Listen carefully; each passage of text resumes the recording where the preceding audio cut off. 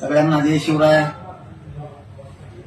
आपण या निवडणुकीत मुंबईसह महाराष्ट्रात आपण कोणालाही कुठल्याच प्रकारचा कसलाच पाठिंबा दिलेला नाही.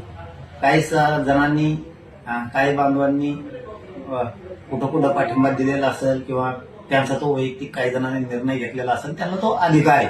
त्यांचा अधिकार आपण हिसकून नाही देऊ शकत. परंतु मी स्वतः कोणालाही कुठला पक्ष नाही, महाविकास आघाडी नाही किंवा महायुती नाही, आपण कोणालाही पाठिंबा कसल्याच प्रकारचा दिलेला नाही. कोणाचे काही पत्रक प्रसिद्ध झाले असतील पाठिंब्याचे किंवा अनेक काही मुंबईमध्ये काही प्रकार झाले असतील, परंतु माझा कोणालाही अक्षरशः खरं सांगतो कसं कुठलाही पाठिंबा नाही.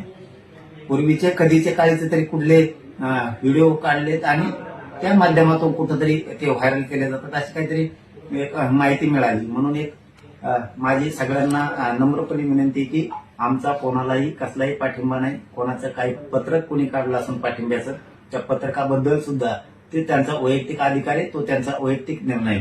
माझ्या म्हणून मी कोणालाही पाठिंबा दिलेला नाही, हे सगळ्यांनी बांधवांनी सगळ्यांनी समजून घ्यावं. ना महायुती ना महाविकास आघाडी. मग ते मुंबई असेल, मुंबई सुद्धा महायुतीलाही नाही आणि महाविकास आघाडीला पण नाही, आणि उर्वरित महाराष्ट्रात सुद्धा ना महायुतीला आहे ना महाविकास आघाडीला आहे. कोणालाही माझा कसलाही पाठिंबा नाही, याची सगळ्यांनी नोंद घ्यावी. चळवळीत असणाऱ्या पोरांना मात्र सगळ्यांनी लक्ष ठेवलं पाहिजे. आणि मराठा समाजाला विरोध करणारे, मराठा समाजाच्या आरक्षणाला विरोध करणारे, ते जर कुठं कुणी उभे असतील तर त्यांना मात्र मराठा समाजाने कधीही सहकार्य करू नये. शेवटी ते मराठ्यांच्या लेकरांच्या मुळावर उठणारे लोक असतात, हे मराठा समाजाने समजून घ्यावं.